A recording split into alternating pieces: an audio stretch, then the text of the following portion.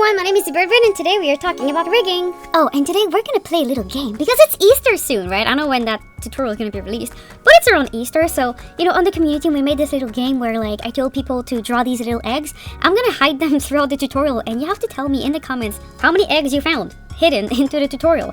So yeah, throughout the little tutorial you might see some little eggs, Easter eggs, haha, hidden through the videos. So go into the comment section and tell us how many you found and which one was your favorite. Back to the tutorial. So I'm gonna make just another video about rigging tips and tricks, and today I'm gonna focus on making your rig do a 180 or a 360 in a very cost-efficient way. So whenever you have a character and you want it to go from one profile to the other profile, the kind of easiest way to go about it in terms of technique is just to have it literally just have your piece and each angle you just modify it so that it looks the right way. This is usually what I do for my hairdos because they're not symmetrical, right? So if I have the profile here and the profile from the other side, they don't look the same. But some things look the same, like this dress here, for example. If I go from this profile or the other profile, it's exactly the same because this dress is symmetrical.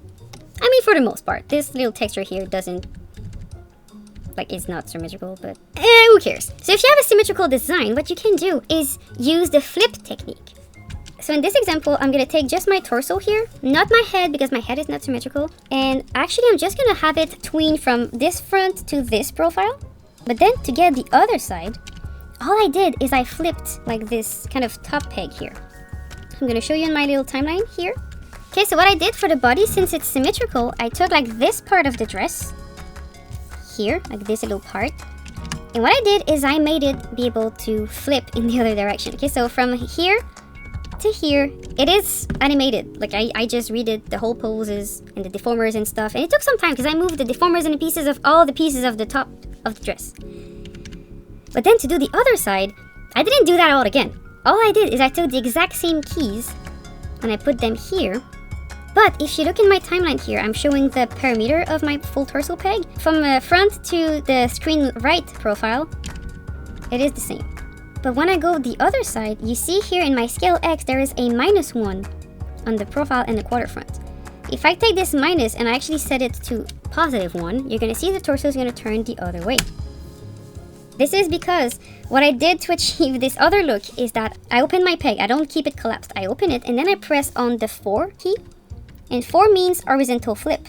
So you see, this is 1, and when I press 4, it's gonna turn negative. So what happens is basically it takes your torso and you kind of do something like this. So it flips on the other side. That's why it's called -1.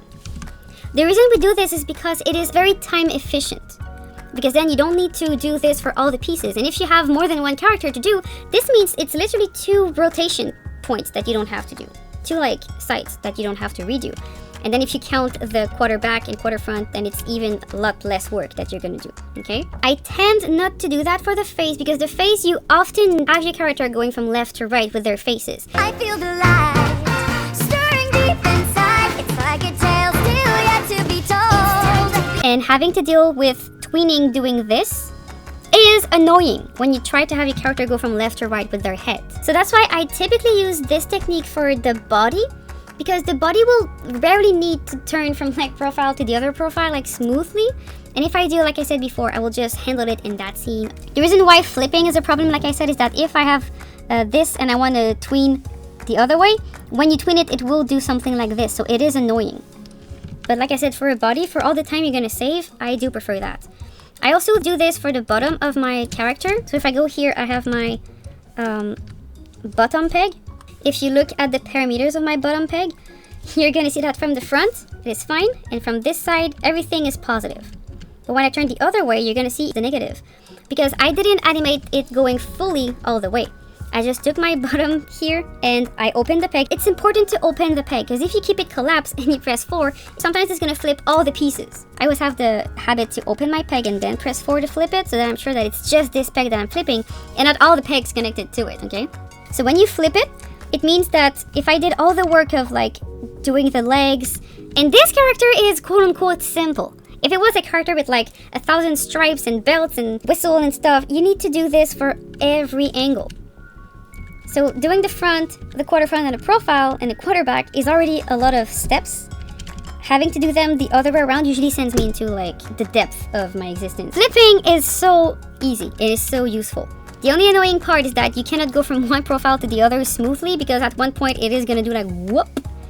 But it's so easy to manage versus the hour you would spend rigging it, okay? And I'm saying this from an animator's perspective because I'm a rigger, but I'm also an animator. I do both, okay? And I understand that as an animator, it's better to have a rig that fully turns and whatnot, but for the little times that you're actually gonna need it, usually I side on the rigging tip with this one. It is much more efficient to have a flip peg if you can. Like if you have a symmetrical design and if you don't have a character that needs to smoothly turn all the time, flip pegs, so useful. However, you see here, the dress is not symmetrical, but in that case it's okay because it's just one piece here that makes it asymmetrical. Because if I remove this little dent that makes the dress look like a lily pad, like it would be a symmetrical design. So all I did is that depending on the angle, I just move this piece around. Because normally if I just flip it, the piece would be there. So that's why it wouldn't look right. But you know, I just moved it here. It's better to move a few pieces to make your design asymmetrical than having to move all the pieces of your rig to make it fit. Okay, so don't be afraid to use flip pegs, but just know where they are and be consistent. Flip a peg that contains multiple objects. Don't flip all of them individually because then animators will be pissed and I will side with the animators. Riggers, be efficient, don't be lazy, don't be stupid. Okay, flipping all the pieces one by one is stupid. Don't do that. And if your animators complain, they will do it rightfully so, okay? So try to limit the amount of flip pegs that you use and try to make them logical. So my animators that work with my rigs, they know that from front to screen right, it will be positive. But they know that if it's the other way, it will have flips. But like I said, I keep my flips on pegs that are very strategic. So like my bottom peg, and in that case, the torso peg. I hope you enjoyed, and I'll see you again next time for another tutorial. Goodbye!